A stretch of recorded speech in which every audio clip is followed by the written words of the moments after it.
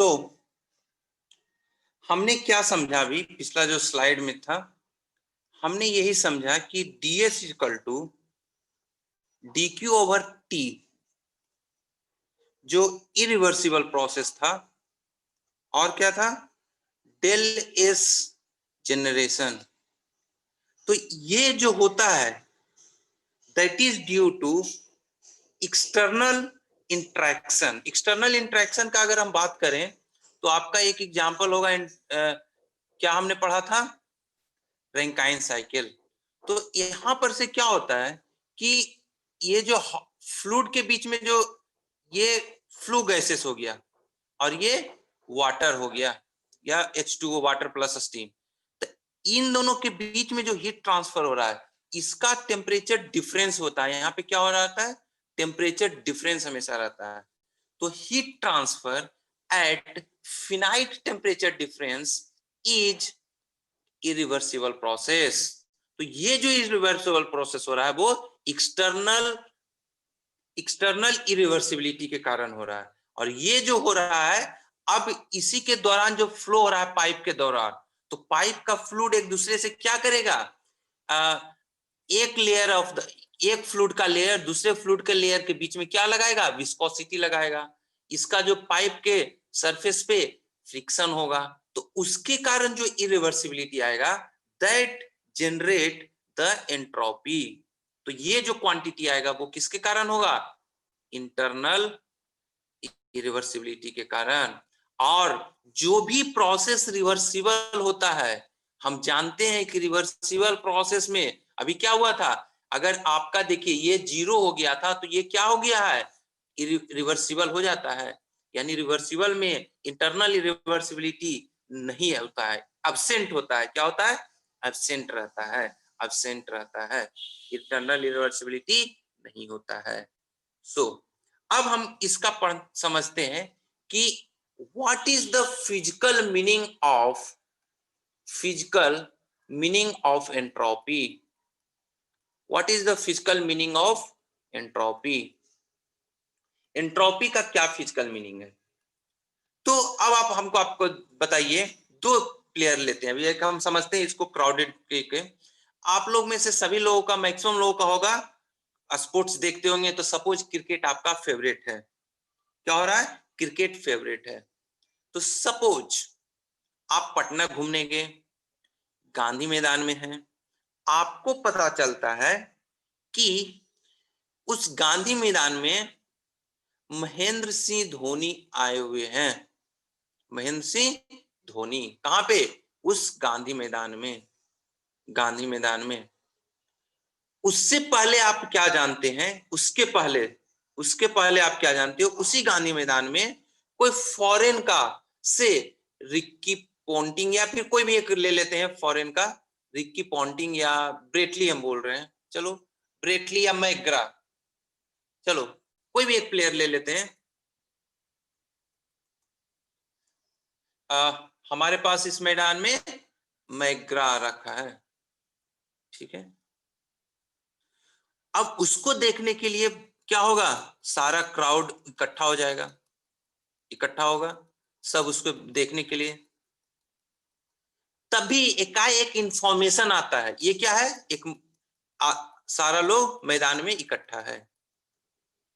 तभी आपको पता चलता है कि अरे दूसरे कोने में, मैदान के दूसरे कोने में, यहाँ पे सपोज आपके पास कौन है, मैग्रा हिल है, दूसरे कोने में कौन आ गया है, एमएस आ गया।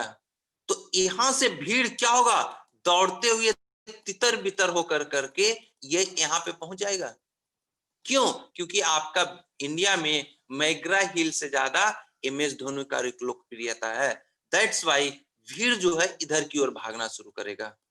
तो ये जो भागेगा, तो अगर यहाँ का रिलेटिव पोजीशन देखते हैं उस आदमी के भीड़ का, और यहाँ पे देखते हैं, तो यहाँ पे ज्यादा उतावलापन रहेगा, आदमी एक तरफ से दूसरे तरफ ज्यादा जाएगा। जबकि यहाँ पे मैग्रा हिल में चलो कोई पीछे है तो शांत पीछे खड़ा है, यहाँ पीछे वाला क्या होगा, आगे जाना चाहेगा, आगे वाला और ज्यादा चाहेगा, मतलब मेस ज्यादा क्रिएट होगा। इसका मतलब क्या है, अगर हम यहाँ पे आदमी के ऑर्डरनेस को, मतलब एक किस तरीके से ऑर्गेनाइज्ड फॉर्म में है, तो तो यहाँ पे ज्यादा ऑर्गेनाइज्ड फॉर्म में है। वहीं जैसे ही यहाँ पे एमएस इफेक्ट आ गया तो वही आदमी रेस्टनेस में आ गया, रेस्टलेसनेस में, मतलब बेचैन हो गया, और वो जो यहाँ पे भीड़ ऑर्गेनाइज था यहाँ पे डिसऑर्गेनाइज्ड हो गया वो आदमी। मतलब क्या हो गया, आदमी एक दूसरे से इधर उधर भागना शुरू कर दिया है। मतलब जो पहले डिसऑर्डर्ड फॉर्म में आदमी खड़ा था, अगर कहते हैं ऑर्डर्ड फॉर्म में, तो इसके रिलेटिवली यहाँ पे क्या होगा, डिसऑर्डर्ड फॉर्म में। तो हम क्या कहेंगे कि सिस्टम का एंट्रोपी यहाँ पे बढ़ गया। यहाँ पे क्या हो गया, यहाँ का जो ये जो ऑर्डरनेस था आदमी के कारण, तो हम इस सिस्टम का जो एंट्रोपी है और इस सिस्टम का जो एंट्रोपी हो गया, तो हम कहेंगे कि एंट्रोपी क्या हो गया, बढ़ गया। यानी हम क्या कह रहे हैं कि ये जो एंट्रोपी बढ़ने का मतलब है कि ये जो आदमी का एक्टिविटी है या डिसऑर्डरनेस है वो बढ़ गया है। अगर हम यही बात सिस्टम इसको मान लेते हैं और यहाँ पे कुछ मैग्रा को कुछ एनर्जी मान लेते हैं, तो वो एनर्जी के कारण उस सिस्टम का मॉलिक्यूल का कुछ ऑर्डर रहा होगा। अगर यहाँ पे कोई दूसरा एनर्जी आ गया जो इससे पावरफुल है, तो उसके कारण मॉलिक्यूलर का यहाँ पे डिसऑर्डरनेस बढ़ गया। तो हम क्या कहेंगे कि एंट्रोपी बढ़ गया है। यानी एंट्रोपी क्या बताता है कि मॉलिक्यूलर डिसऑर्डरनेस कितना है। यानी एंट्रोपी को हम कह सकते हैं it is a measure of molecular disorderness. अब बताओ ये ज्यादा इफिशियंट होगा कि ये ज्यादा इफिशियंट होगा? बताओ इस भीड़ का ज्यादा अच्छे से सही से काम कर पाएगा या ये भीड़ काम कर पाएगा? मान लिया जाए तो ये भीड़ कम काम करेगा, ज्यादा काम करेगा। क्यों? क्योंकि ऑर्डर्ड फॉर्म में है। ये जो ज्यादा एमएस के पास है वो कम काम कर पाएगा। सपोज कोई काम दे दो, एक बाल्टी इस कोने से इस कोने तक पहुंचाना, एक बाल्टी पानी, तो ये क्या होगा, नहीं पहुंचा पाएगा। क्यों? क्योंकि एक बाल्टी इधर जाएगा, इधर जाएगा, इधर, पता चला बाल्टी यहाँ पहुंच ही नहीं पाया। यहाँ पे क्या होगा, सब ऑर्गेनाइज्ड है, तो यहाँ पे दोगे तो रिलेटिवली पहुंचने का संभावना बढ़ जाता है। मतलब जिसका एंट्रोपी ज्यादा उसका इफिशियंसी उतना ही कम, उसका इफिशियंसी उतना ही कम। So this is the physical meaning of entropy, physical meaning of entropy. So I hope you have understood the physical meaning of entropy. मतलब क्या हो गया, it represents the molecular disorderness, और जिसका ज्यादा मोलिकुलर डिसऑर्डरनेस होगा उसका ज्यादा, जिसका एंट्रोपी होगा, और जिसका ज्यादा एंट्रोपी होगा वो लेसर इफिशियंसी होगा। सो आप लिख सकते हो, आप लिख सकते हो कि entropy, entropy is a measure of molecular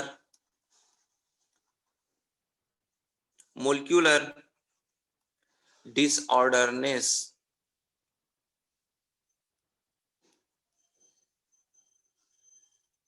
greater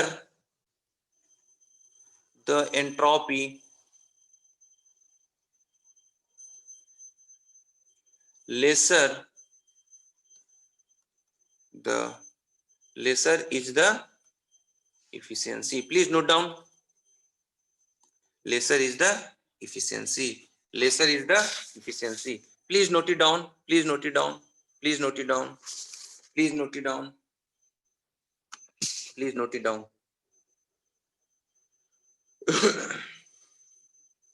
चलिए ठीक है, आपने नोट डाउन कर लिया, हम इसको मिटा रहे हैं। ठीक है, अब इसको हम लोग मिटा रहे हैं।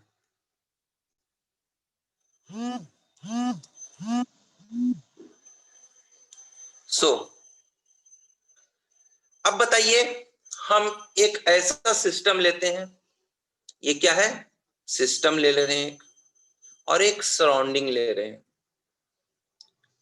सिस्टम और surrounding combinedly called as, termed as universe. क्या कहा जाता है, यूनिवर्स, यूनिवर्स। और यूनिवर्स को क्या बोलते हैं हम लोग, कौन सा सिस्टम, ओपन क्लोज या आइसोलेटेड, आइसोलेटेड सिस्टम। सो हम क्या लिख सकते हैं कि universe can B treated as isolated system and, बताइए आइसोलेटेड सिस्टम के केस में एनर्जी ट्रांसफर क्या होता है? Zero. So and for isolated system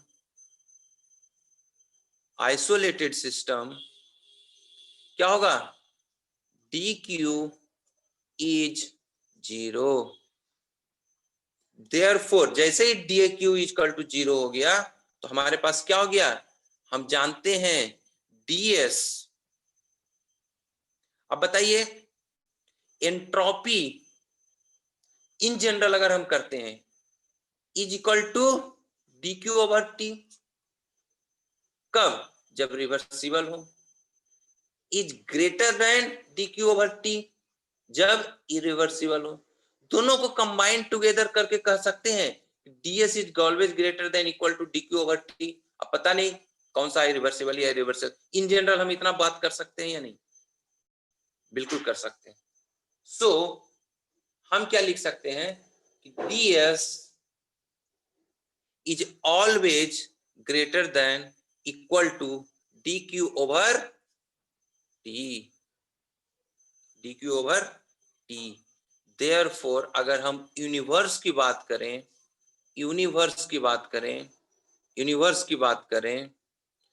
तो ये आ जाएगा zero over t. Means what? Entropy of universe is always greater than zero. And entropy of universe has two component. कौन सा? Entropy of system and entropy change of surrounding, and that summation must be greater than equal to zero.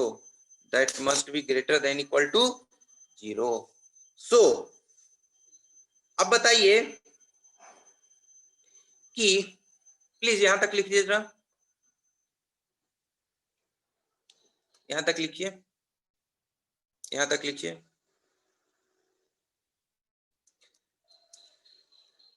हम इससे एक conclusion draw करेंगे. Please note it down. इस statement से हम लोग एक कंक्लूजन ड्रॉ करेंगे. ये स्टेटमेंट क्या कह रहा है कि सिस्टम और सराउंडिंग चाहे जो भी हो, रिवर्सिबल प्रोसेस कर रहा हो या इरिवर्सिबल प्रोसेस कर रहा हो, इन जनरल तो यही पॉसिबल है. एंट्रोपी का डेफिनेशन यही है. और चाहे जो भी प्रोसेस हो रहा हो, यूनिवर्स का एंट्रोपी हमेशा greater than equal to zero होना चाहिए. हाँ या ना? मतलब कि ये कह रहा है चाहे जो भी प्रोसेस कीजिए, सिस्टम जिसको भी मानिए, बाकी बचेगा सराउंडिंग, जो एक्टिविटी करना है, हर हाल में ये वाला क्राइटेरिया जरूर फुलफिल होना चाहिए. Is greater than equal to zero. मतलब क्या कि वही प्रोसेस पॉसिबल है जो प्रोसेस यूनिवर्स का एंट्रोपी या तो बढ़ाए या ज्यादा से ज्यादा क्या करे, चेंज जीरो. मतलब जो यूनिवर्स का एंट्रोपी चेंज है वो हर हाल में या तो इक्वल टू जीरो रहे या ग्रेटर देन जीरो हो जाए. मतलब एंट्रोपी, यूनिवर्स का एंट्रोपी कभी भी घटना नहीं चाहिए. अगर कोई आकर आपने प्रोसेस कर लिया और यूनिवर्स का एंट्रोपी घट गया, मतलब आप वो प्रोसेस पॉसिबल है ही नहीं, वो हाइपोथेटिकल प्रोसेस हो जाएगा. जो भी पॉसिबल प्रोसेस है वो हर हाल में यूनिवर्स का एंट्रोपी या तो जितना है उतना ही रखेगा या फिर उसको बढ़ाएगा. और बताइए इक्वल टू किसके केसेस में होगा? रिवर्सिबल के केसेस में, और हम जानते हैं रियल प्रोसेस कभी भी रिवर्सिबल नहीं हो सकता है। मतलब क्या होगा, जो भी रियल प्रोसेस होगा वो इरिवर्सिबल ही होगा, और जैसे ही इरिवर्सिबल होगा तो हमेशा क्या करेगा, एंट्रोपी बढ़ाएगा ही यूनिवर्स का।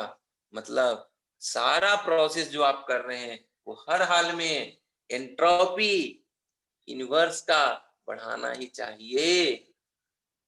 And this sir hello. Is called as this is called as principle of increase of entropy, principle of increase of entropy, this is called as principle of increase of entropy। हाँ, क्या बोल रहे थे? Sir मैं बोल रहा था reversible कि भी होगा ना इंट्रोप सर? हाँ, एक एक करके हाँ बोला जाए। सर बोल रहे हैं इनवर्स का जो इसका है वो रिवर्सिबल भी हो सकता है ना?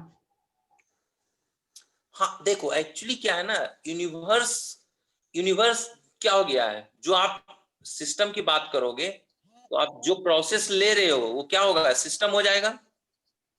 बाकी जो बचा वो क्या हो गया, सराउंडिंग। दोनों को मिला करके उसको यूनिवर्स हम बात कर रहे हैं। तो आप जो अभी स्टेटमेंट बना रहे हो थोड़ा सा उसमें स्टेटमेंट ही सही नहीं लग रहा है, फिर से बताइए आप क्या बोल रहे हैं। बोलो बोलो ना, कौन बोल रहे थे? सर यूनिवर्स हाँ का जो गौतम। रिवर्सिबल भी हो सकता है ना सर इसका प्रोसेस? क्या यूनिवर्स का? हाँ देखो, दोनों पॉसिबिलिटी है। थ्योरेटिकल हमने क्या पढ़ा है कि ds equal to D Q upon T, ठीक है। लेकिन जितना रियल प्रोसेस आप करोगे ना, कहीं भी कोई भी प्रोसेस, वो जनरली इरिवर्सिबल ही होता है। रियल रिवर्सिबल प्रोसेस एग्जिस्ट ही नहीं करता है, ये आइडल कंसेप्ट है। रिवर्सिबल जो हो रहा है वो कहीं ना कहीं स्मॉल अमाउंट, बिग अमाउंट, कहीं ना कहीं इरिवर्सिबल होगा ही। लेकिन अगर आप उस छोटा सा इरिवर्सिबिलिटी को इग्नोर करो तो हम उसे इरिवर्सिबल लेंगे। अगर रिवर्सिबल भी हुआ, अगर रिवर्सिबल भी हुआ तब भी कितना होना चाहिए यूनिवर्सिटी का, यूनिवर्स का चेंज, यूनिवर्स का जो एंट्रोपी चेंज होना चाहिए वो जीरो ही होना चाहिए। मतलब क्या हो रहा है, किसी भी कीमत पे यूनिवर्स का एंट्रोपी घटना नहीं चाहिए, किसी भी कीमत, चाहे आपका रिवर्सिबल, चलो सर मान तो लेते हैं क्यू सारा भी तो जीरो है सर, क्या। क्यू भी हाँ क्या, जीरो हो रहा है तो रिवर्सिबल होगा ना सर? हाँ क्या जीरो हो जाएगा तो? क्यू सर आइसोलेटेड मान रहे तो क्यू जीरो होगा ना सर, तो देखो अभी रिवर्सिबल हमने भी हो जाएगा। वो अब आप देखो यही तो गड़बड़ा दिए तुम। हम सारा सब कुछ अभी डिस्कशन कर रहे थे, अभी हमने क्या बताया, D Q is equal to zero अगर हुआ तो ये क्या हो जाएगा, आइडियाबेटिक होगा ना। क्या होगा, आइडियाबेटिक होगा। क्या होगा ये, आइडियाबेटिक होगा, रिवर्सिबल नहीं होगा। D Q is equal to zero हुआ तो रिवर्सिबल और आइडियाबेटिक हो सकता है। आइडियाबेटिक, आइडियाबेटिक क्या हो सकता है, रिवर्सिबल भी हो सकता है। अब इस कंसेप्ट से आप इसको रिवर्सिबल मत मनाओ। क्यों? क्योंकि ds इजकल टू जीरो हो रहा है, इसका ये मतलब नहीं है कि हर हाल में dq इजकल टू जीरो ही होगा। क्या ये सब सही स्टेटमेंट है आपका? नहीं, यही तो आप पीछे हम डिस्कस कर रहे थे। ये इरिवर्सिबल भी हो सकता है, नॉन आइडियाबेटिक भी हो सकता है। जब ds इक्वल टू जीरो होगा उस केसेस में आइडियाबेटिक होगा ही होगा, ये जरूरी नहीं है। नॉन आइडियाबेटिक के केसेस में भी एंट्रोपी चेंज जीरो हो जाता है। ये बात हो रहा है किसका, यूनिवर्स का। ये ध्यान दीजिए, यूनिवर्स का, यूनिवर्स का। अब बताओ कि आप कह रहे हो कि एक सिस्टम का हीट ट्रांसफर यहाँ पे जो हो रहा है, ये जो dq हम जीरो कर रहे हैं वो किसका कर रहे हैं, सिस्टम का हम नहीं ले रहे हैं, हम यूनिवर्स का dq इक्वल टू जीरो ले रहे हैं। देखो क्या कह रहे हैं यहाँ पे, अब ध्यान दो, universe can be treated as isolated system, universe and for isolated system dq equal to zero. मतलब यूनिवर्स के लिए dq इक्वल टू जीरो हम मान रहे हैं। अब आप बोल रहे हो कि किसी सिस्टम का dq इक्वल टू जीरो हो जाए, नहीं, सिस्टम का हम नहीं, ये हम जो डिस्कशन कर रहे हैं वो यूनिवर्स के लिए। जब सिस्टम के लिए जीरो था उसका हम डिस्कशन कर चुके हैं। उस केसेस में ये जरूरी नहीं है कि एंट्रोपी चेंज जीरो हो ही जब सिस्टम का जीरो हो रहा है। तो जब सिस्टम का हीट ट्रांसफर जीरो है तो ये जरूरी नहीं है कि एंट्रोपी चेंज उस सिस्टम का जीरो ही हो। समझ गए? ये हम नहीं कर सकते। अगर एडियाबेटिक है और रिवर्सिबल है तब एंट्रोपी चेंज जीरो होगा। ठीक है, समझे कि नहीं? सर मेरा क्वेश्चन था कि Yes, एंट्रोपी sir. को हम लोग इक्विवेलेंट बोल सकते हैं रैंडमनेस के या अनस्टेबिलिटी के? आयुष रुक जा एक मिनट। तुम समझे या नहीं Gautam? Gautam Yes, sir. Yes, अरे sir. क्लियर हुआ या नहीं? डाउट नहीं क्लियर है तो बताओ। जब तक डाउट क्लियर नहीं होगा तो कोई दिक्कत नहीं। हो सकता है, नो प्रॉब्लम, हम उसके लिए दिक्कत Yes, नहीं है sir. आप। Clear है sir. हाँ चलो ठीक है, थैंक यू। हाँ आयुष आप बताओ। सर एंट्रोपी को हम लोग बोल सकते हैं ना कि वो रैंडमनेस है या फिर अनस्टेबिलिटी है यूनिवर्स का, सराउंडिंग का, सिस्टम का, बोल सकते हैं ऐसा? हम्म। तो अगर मान बिल्कुल। लीजिए एक एटम है, जैसे Na एटम है, और Na एटम हम्म जनरली एक इलेक्ट्रॉन लूज करके Na प्लस बना रहा है, तो वो तो स्टेबिलिटी गेन कर रहा है अपने अपने तरफ से। अपना जो उसका इंडिविजुअल जो एटम है Na प्लस बना के हम्म, तो स्टेबिलिटी गेन कर रहा है, और स्टेबिलिटी हाँ गेन कर रहा है मतलब रैंडमनेस लूज कर, तो एंट्रोपी तो लेस देन जीरो होगा उस केस में। तो ये जो प्रोसेस हुआ ये स्पॉन्टेनियस प्रोसेस है, delta G is less than zero है, मतलब अपने आप हो सकता है ये प्रोसेस। तो इसमें तो sir entropy less than zero आ रहा है ना, तो फिर आप बताएं कि हर प्रोसेस के लिए यूनिवर्स का एंट्रोपी बढ़ेगा ही? नहीं, आप जो स्टेबल बना रहे हो, जैसे दो मोलिक्यूल हुआ, ठीक है, तो मोलिक्यूल तो स्टेबल हो गया ना। क्या ये हो सकता है अगर दो मोलिक्यूल को आप सिस्टम मान कर करके अगर आप उसका एंट्रोपी जीरो कर रहे हो तो सराउंडिंग का एंट्रोपी आप कहां से जीरो कर दिए? कैसे कर दिए? सराउंडिंग का तो सर एंट्रोपी नहीं जीरो हो सकता है। सिस्टम का एंट्रोपी तो सर लेस देन जीरो हो गया ना सर, सिस्टम का एंट्रोपी। नहीं नहीं, सिस्टम का एंट्रोपी लेस देन जीरो कैसे हो जाएगा?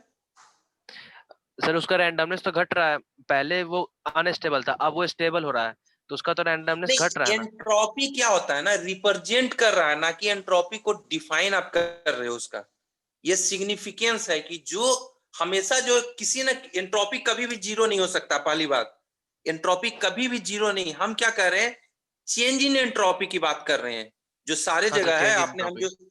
हाँ, तो चेंज इन जो एंट्रोपी हो रहा है, ठीक है, पहले क्या था? पहले जो एंट्रोपी था उसका एंट्रोपी अब क्या हो गया है? कम हो गया है उस सिस्टम का। यही तुम कहना यस चाह सर। रहे हो कि वो यस जब सर। पहला क्या था, ज्यादा रैंडम था, तो अब एंट्रोपी कम हो गया। तो ये जो एंट्रोपी की आप बात कर रहे हो, ये एंट्रोपी एक्चुअली, तो उस हिसाब से आप कह सकते हो कि एंट्रोपी जो हो रहा है चेंज निगेटिव हो गया, यही ना?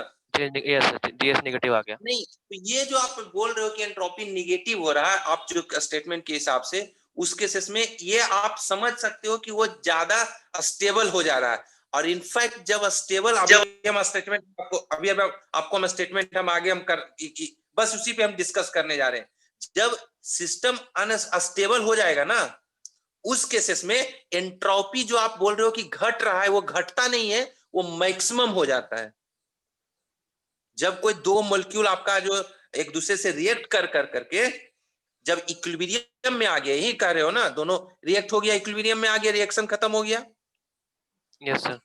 आयुष, तो जब yes sir. Yes sir. Equilibrium में आता है ना, तो आप कह रहे हो कि उसका इक्विलिब्रियम एंट्रोपी घट रहा है।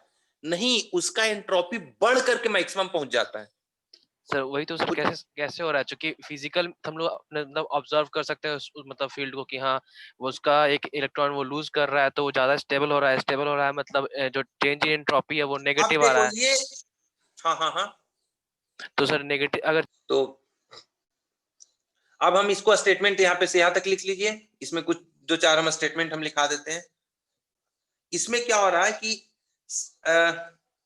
एक सेकेंड लॉ ऑफ थर्मोडायनेमिक्स के अनुसार हमारा क्या कहा जाता है कि, चलो ये स्टेटमेंट हम इसको लिख दे रहे हैं, आप प्लीज नोट इट डाउन। इतने तो नोट डाउन कर लिए होंगे, जो जो अभी डिस्कशन हुआ है उसको हम लोग नोट डाउन कर लेते हैं।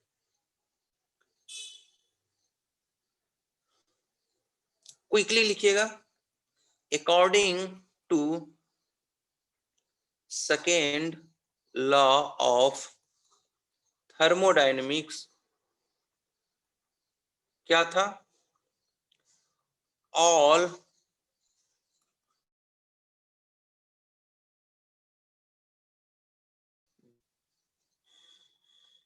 Are possible for which the change in entropy of the universe is greater than or equal to 0. That is, entropy of universe can never decrease. Can never decrease. This is known as principle of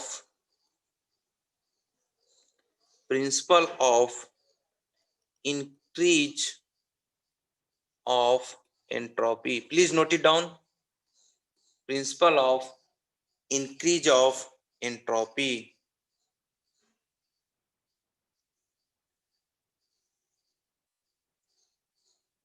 इसके साथ में the entropy increase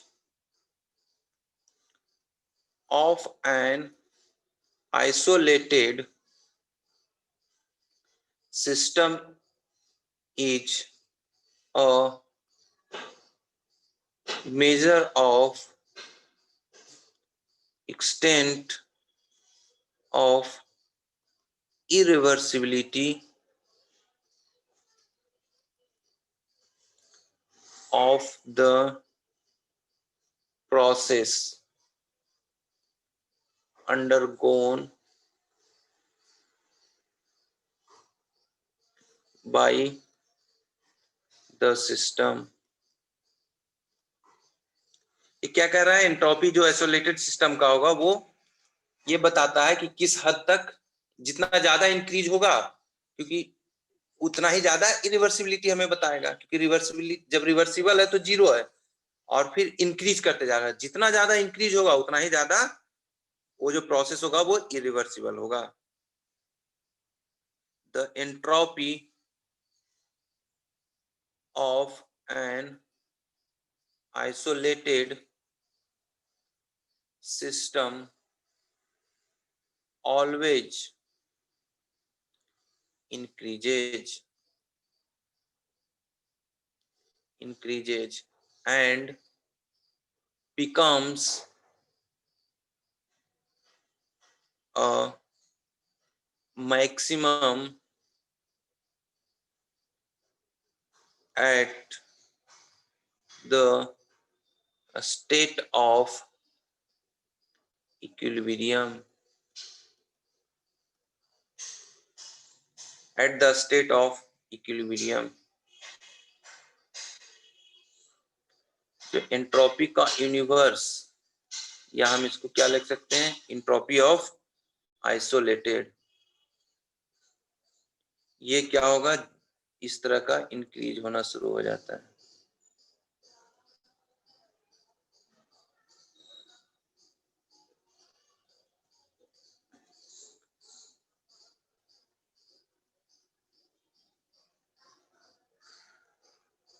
ये हो गया S max. Please note it down quickly, एक कभी भी इसका हो जाएगा टाइम खत्म। Take a screenshot please.